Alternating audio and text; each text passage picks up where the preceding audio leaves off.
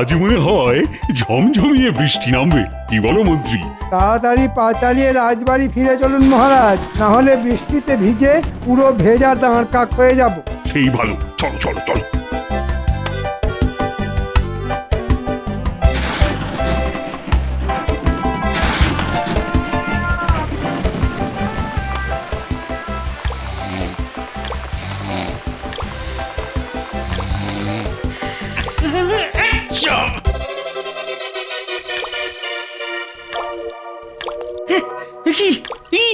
সর্বনাশ! আরে আমার ঘরের চাল যে ফুটো অগিন্নি। অনেকবার বলেছি বর্ষা আসার আগে ঘরের চালখানা সারিয়ে নাও, সারিয়ে নাও। তখন তো কথা কানে ঢোকেনি, এবার বোঝো ঠালা।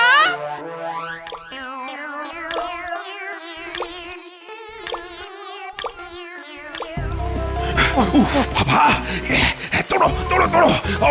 বৃষ্টি নামার আর সময় পেল না। তোল তোল।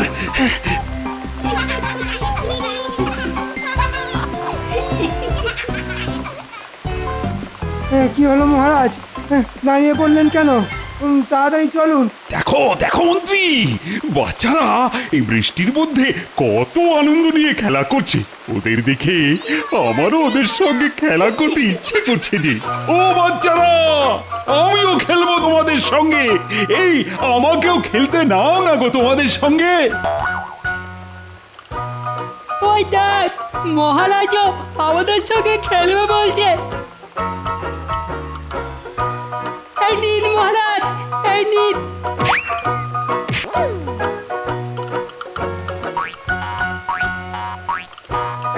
এই বৃষ্টির মধ্যে আপনি খেলা করবেন? আপনার কি মাথা খারাপ হয়ে গেল মহারাজ? অবশ্য হতেও পারে, শুনেছি বেশিক্ষণ ভেজা মাথায় থাকলে ঠান্ডা লেগে মাথার ঘিলু কাজ করা বন্ধ করে দেয়। আপনারও তাই হয়েছে বলে মনে হচ্ছে। কি? আমার মাথায় ঠান্ডা লেগে ঘিলু কাজ করা বন্ধ করে দিয়েছে? এত বড় কথা! দাঁড়াও, এইবার দেখো মন্ত্রী, আমার মাথায় ঠান্ডা লাগার ফল। ওরে বাবা রে, আর বলবো না, ক্ষমা করে দিন মহারাজ, ক্ষমা করে দিন। আর বলবো না এমন কথা। না না না, সব কিচ্ছু শুনবো না। এই নাও। কি মজা, কি মজা, কি মজা!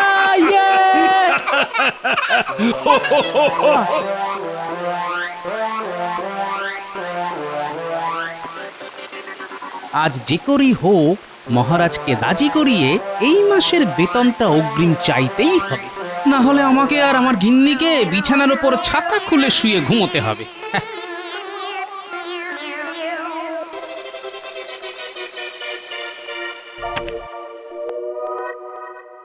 ওই দেখুন, গোপালও এসে গেছে।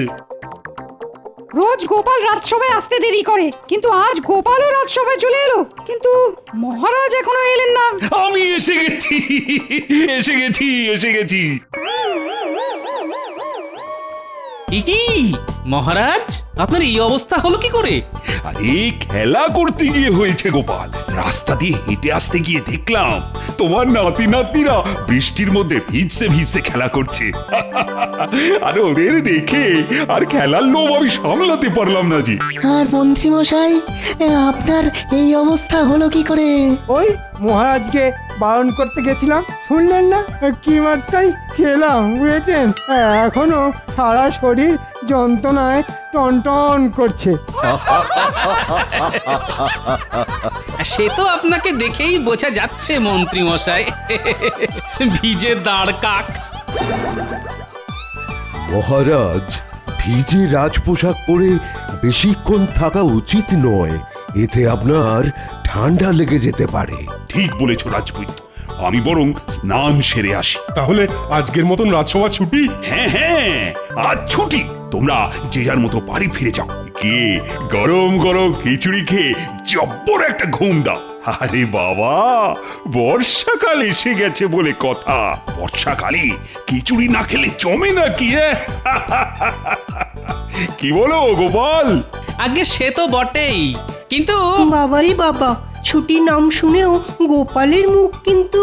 হ্যাঁ, ছুটির নাম শুনেও আমার মুখে কিন্তু, কারণ আমার ঘরের চাল ফুটো হয়ে গেছে। আর ঘরের চাল সারাবার পয়সা নেই তোমার কাছে। আর তাই তুমি আমার কাছে আবার অগ্রিম বেতন চেয়ে বসবে, তাই তো গোপাল? হ্যাঁ, আচ্ছা আমার মনের কথা আপনি জানলেন কি করে মহারাজ? এ আবার নতুন কি? প্রত্যেকবারই বর্ষাকালে তুমি ঘরের চাল সারানোর নাম করে আমার কাছে অগ্রিম বেতন চাও। এই গোপাল, মহারাজ তো তোমাকে রোজ রোজ এত পুরস্কার দেন, বলি সেগুলো রাখো কোথায় শুনি? এ তো আচ্ছা জ্বালাতন। সবাই মনে করে আমি কত বড় লোক, এদিকে বাজারে চাল ডালের আগুন ছোঁয়া দাম। বলি সেগুলো কিনতে কি ট্যাকের করি খরচ হয় না? সেগুলো কি মুখ দেখে আসে নাকি? হ্যাঁ, গোপাল দেখছি খুব রেগে গেছে বলে মনে হচ্ছে। না না না না, এত সহজে আমি গোপালকে অগ্রিম বেতন দেব না। একটু গোপালের পিছনে লেগেই দেখা যাক। না না গোপাল, সে তুমি যে অজুহাতি দাও, আমি তোমাকে এই মাসে অগ্রিম বেতন দিতে পারবো না, আর এটাই আমার শেষ কথা।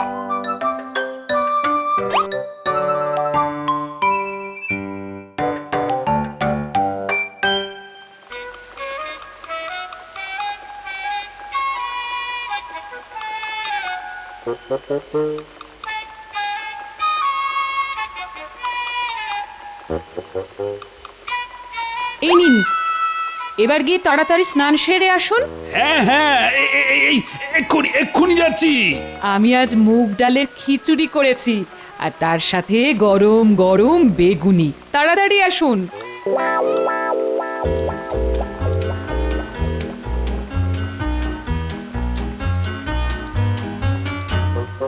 আহ আহ, বাইরে বৃষ্টি আর পেটে খিচুড়ি, সঙ্গে সঙ্গে গরম বেগুনি।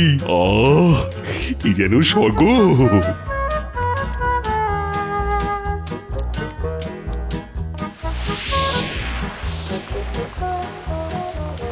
সে কি, মহারাজ তোমাকে অগ্রিম বেতন দেবেন না বললেন? হ্যাঁ তাই তো বললেন। এবার কি হবে গো? আমাদের ঘর বাড়ি যে জলে ভেসে যাবে গো। এক কাজ করো গিন্নি, তুমি রান্না বান্না সেরে রান্নাঘরেই শুয়ে পড়ো। আর তুমি তুমি কোথায় শোবে শুনি? কেন, খাটের নিচে। হ্যাঁ?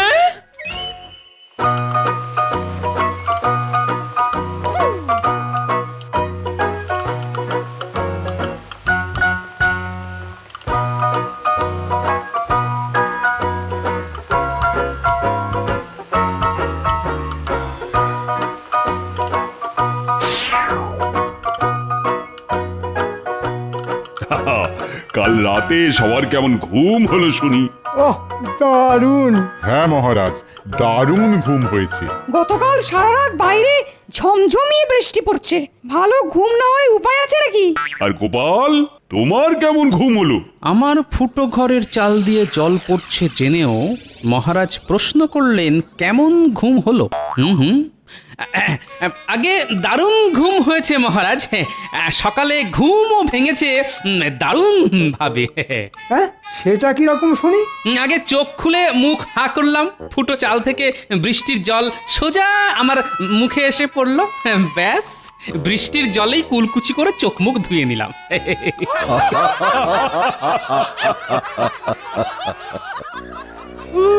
বাবা, উরি বাবারি। বাবারে, কোথা থেকে বেরোচ্ছে?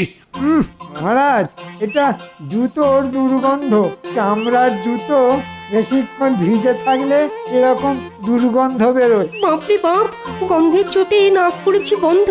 কিন্তু প্রশ্নটা হলো, কার জুতো থেকে আসছে এই দুর্গন্ধ? কাল আমার চামড়ার জুতো জোড়া বৃষ্টির জলে ভিজেছে, এখনো পায়ে কেমন ভিজে ভিজে ঠেকছে। ঠিক করে শুকোয়নি। আর কারণ না, আমার জুতো থেকেই তো এই বিশ্রী গন্ধটা বেরোচ্ছে। না না, স্বয়ং মহারাজের জুতো থেকে দুর্গন্ধ বেরোচ্ছে, এই কিছুতেই মানা যায় না। যে করে হোক এই দোষ অন্য কারোর ঘাড়ে চাপাতে হবে। কিন্তু কিন্তু কার ঘাড়ে চাপায়, কার ঘাড়ে? হ্যাঁ, গোপাল। গোপালের পেছনে যখন লাগবো বলে ঠিক করেছি, তখন একটু ভালো করেই লাগে। গোপাল, হ্যাঁ, গোপালের জুতো থেকেই এই বিশ্রী গন্ধটা বেরোচ্ছে। বললেই হলো, আমি আমার জুতো জোড়া হাতে করে বয়ে এনেছি। জুতোতে এক ফোঁটা বৃষ্টির জল লাগতে দিইনি। আমার মনে হয় এই দুর্গন্ধ অন্য কারুর জুতো থেকে বেরোচ্ছে। নিজের দোষ ঢাকতে এখন লোকের নামে দোষ চাপানো হচ্ছে। মহারাজ, আপনি গতকাল বললেন না যে আপনি গোপালকে অগ্রিম বেতন দেবেন না? সেই রাগে গোপাল জুতোয় করে দুর্গন্ধ বয়ে এনে রাজসভায় দুর্গন্ধ ছড়াচ্ছে। এটা গোপালের একটা চাল। ঠিক বলেছো মন্ত্রী। আই গোপাল, যাও যাও যাও, তোমার জুতো আর তুমি দুজনেই এবার বাড়ি যাও তো। আর আজকের মতো রাজসভা এখানেই শেষ। বাবা, পুরো রাজসভাটাই একেবারে দুর্গন্ধে ভরে গেছে। ছি ছি ছি ছি, ছি ছি। গোপাল, রোদ উঠলে জুতো জোড়া রোদে দিয়ে ভালো করে শুকিয়ে নিও, না হলে গন্ধ যাবে না কিন্তু। শুকনো জুতো আর কি শোকাবো বিজ্ঞানী?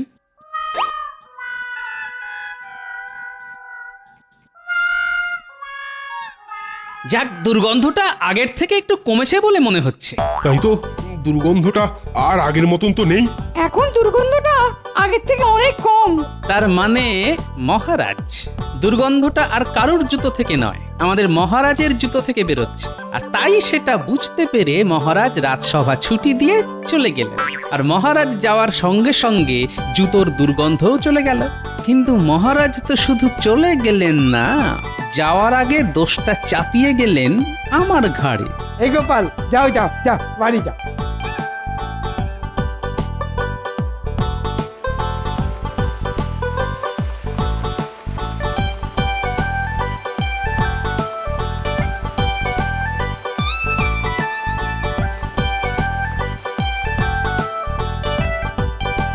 রানী, ইস, আপনার গা থেকে একটা বিশ্রী দুর্গন্ধ বেরোচ্ছে। ইস, আরে না না, পা থেকে নয়, পা থেকে নয়, মানে এই ভেজা চামড়া জুতো থেকে। ওটাকে তাড়াতাড়ি বিদায় করুন, না হলে এই দুর্গন্ধের চোটে আমি অজ্ঞান হয়ে যাব। ওহ, হ্যাঁ হ্যাঁ, আমি আর আমার জুতো দুজনেই বেরিয়ে যাচ্ছি। তবে রানী, আবার কি হলো? আজ রাজসভায় না আমি গোপালকে আচ্ছা বোকা বানিয়েছি। আমার জুতো থেকে বেরোনো দুর্গন্ধের বদনাম আমি গোপালের ঘাড়ে দিয়ে দিয়েছি। কাল রাজসভায় আমি আবার এই জুতোটা পরেই যাব, আর আবার আমি গোপালের ঘাড়ি দোষ চাপাবো। গোপালের বাংলার পাঁচের মতো মুখখানা দেখতে আমার যে কি ভালোই লাগে না। যেটা আন্দাজ করেছি সেটাই সত্যি হলো দেখছি। ঠিক আছে মহারাজ, গোপাল ভাঁড়ও ছেড়ে দেবে না। এর বদলা না নিতে পারলে আমার নামও গোপাল ভাঁড় নয়।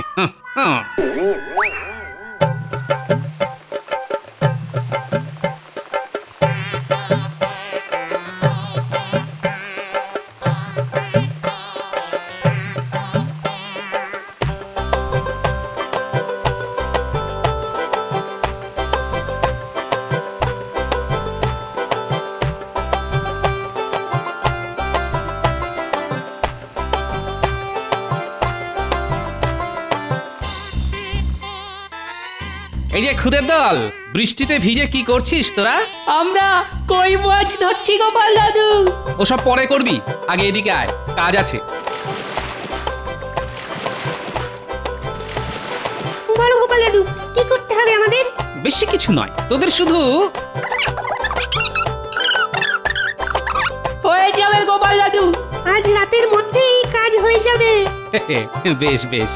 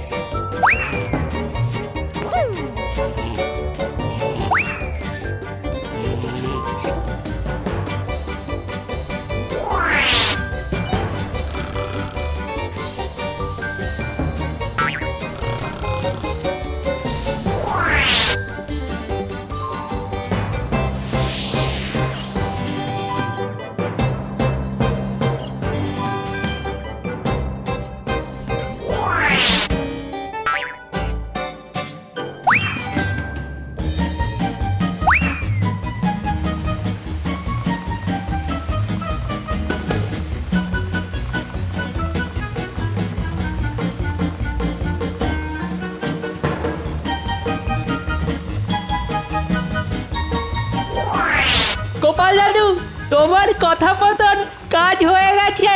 তা কেমন কাজ করলি দেখি? এই দেখো গোপাল দাদু, এবার জমবে খেলা। কাল রাজসভায় মহারাজকে এমন শিক্ষা দেব যে আর কোনোদিন গোপালকে নিয়ে মজা করা তো দূরের কথা, গোপালের নাম মুখে আনতে গেলেও মহারাজ 10 বার ভাববেন।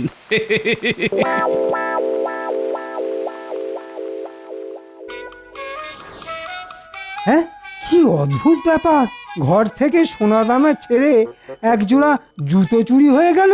হ্যাঁ, ঠিক বলেছেন মন্ত্রী মশাই, গতকাল রাতে বাড়ি থেকে আমাদের সবার জুতো চুরি হয়ে গেছে। একেই বলে ভাগ্যের গুঁতো। সব ছেড়ে ছুড়ে শেষে কিনা চুরি হলো জুতো।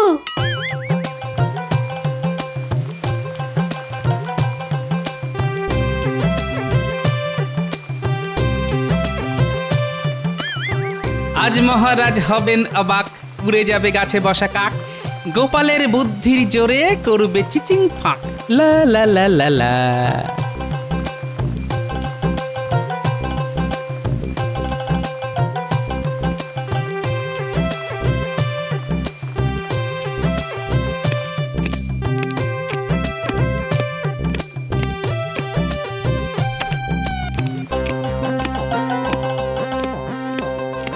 এ কি গোপাল, তোমার পায়ে জুতো? তার মানে গতকাল রাতে তোমার বাড়ি থেকে জুতো চুরি হয়নি গোপাল? এই রাজ্যে এখনো এত বড় চোর জন্মায়নি যে গোপালের বাড়িতে ঢুকে চুরি করবে। তাই নাকি গোপাল? মানছি তোমার বুদ্ধির জোর আছে, তা বলে তুমি সব সময় বুক ফুলিয়ে ঘুরে বেড়াবে, এ কেমন করে হয়? ঠিক বলেছেন মহারাজ, গোপালের অহংকারে মাটিতে পা পড়ে না। ভাঁড় কোথাকার! আবার সেই বিশ্রী দুর্গন্ধ। এই গোপাল, এই বিশ্রী দুর্গন্ধ তোমার জুতো থেকেই বেরোচ্ছে। যাও যাও যাও, জুতোটা বাইরে রেখে এসো। না না মহারাজ, আমার জুতো থেকে গন্ধ বেরোতেই পারে না। আজ রাজসভায় গোপাল আর মহারাজ ছাড়া কেউই তো জুতো পরে আসেনি। তার মানে তুমি কি বলতে চাইছো গোপাল, এই দুর্গন্ধটা মহারাজের জুতো থেকে বেরোচ্ছে? কি তোমার এত বড় সাহস গোপাল? আমি তোমার এই মাসের বেতন কেটে নেব, এ আমি বলে দিলাম। না না, আমি তা বলতে চাইনি মহারাজ, আমাকে ক্ষমা করুন মহারাজ। গোপালের মুখখানা শুকিয়ে একেবারে শুকনো আমের আটি হয়ে গেছে। গোপালকে আচ্ছা করে চমকে দিয়েছি। হাসুন হাসুন, মনে মনে যত খুশি হেসে নিন। এবার যে আপনাকে কাঁদতে হবে মহারাজ। হায় রে হায়, আমার সব শেষ হয়ে গেল। এই মাসের বেতন হাতে না পেলে আমাকে যে না খেয়ে মরতে হবে।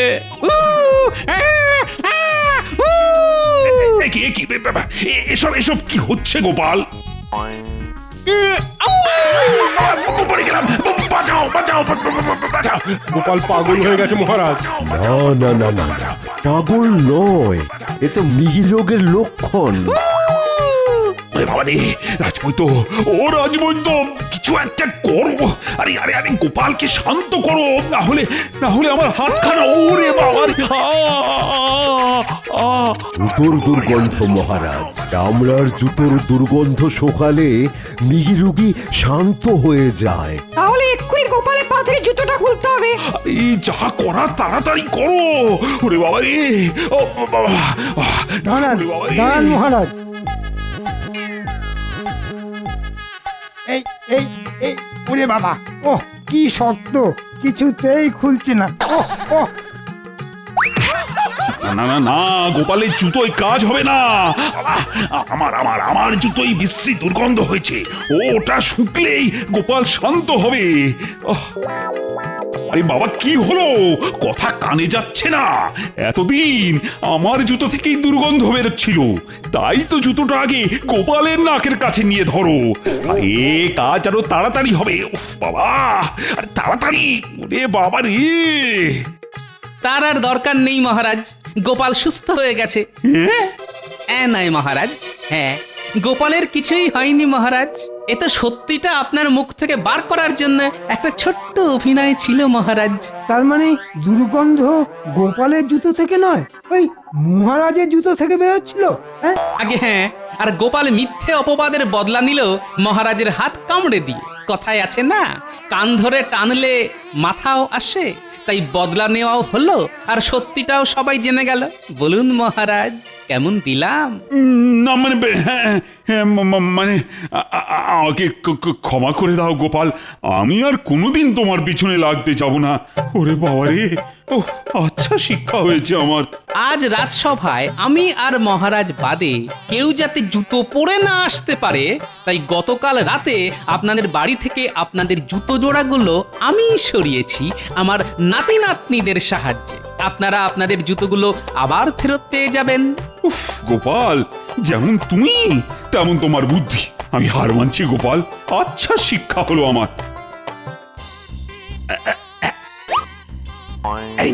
এই নাও আগামী 2 মাসের অগ্রিম বেতন আমি তোমাকে পুরস্কার হিসেবে দিলাম। যাও যাও, গিয়ে বাড়ির ফুটো চালটা সারিয়ে নাও। একেই বলে জুতো মেরে মোহর দান। চললাম মহারাজ।